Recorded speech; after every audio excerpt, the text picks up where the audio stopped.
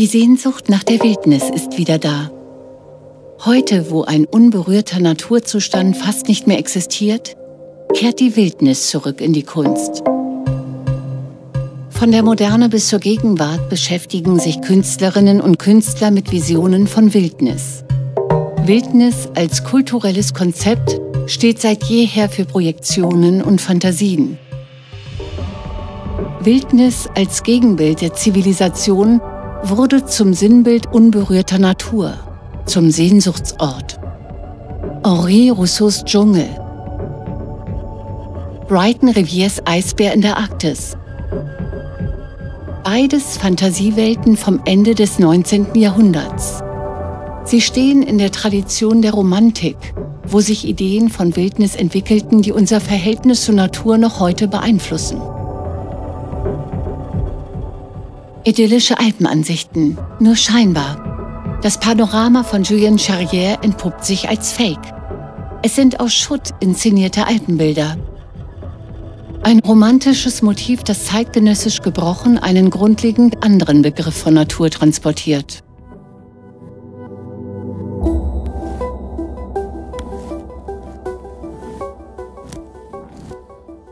Heinz Mack sucht in einem futuristischen Lichtexperiment nach der Beschaffenheit und Energie des reinen Lichts. Die Wildnis hat Künstlerinnen und Künstler in ihrem Schaffen immer wieder unmittelbar angeregt und zur direkten Arbeit mit Naturräumen inspiriert.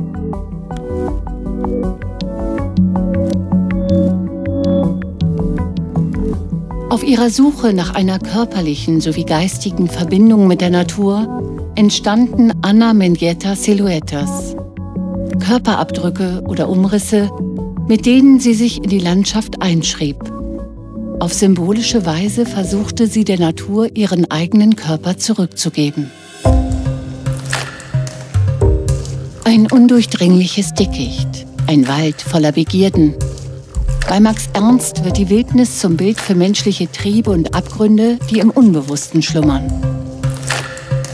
Die Cobra-Gruppe setzte sich in expressiver Malerei mit dem Tier im Menschen auseinander. Ausgehend von 2 Weltkriegen stellten sie die althergebrachte Trennung zwischen Kultur und Barbarei in Frage.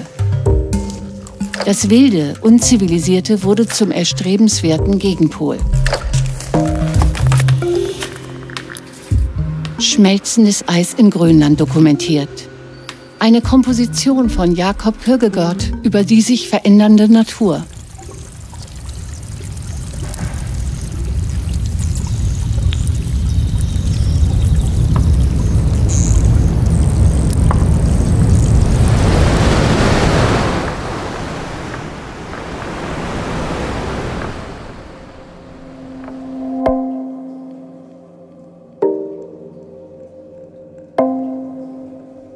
Tessita Deans postapokalyptische Zukunftsvision begräbt die Erde unter Vulkanasche.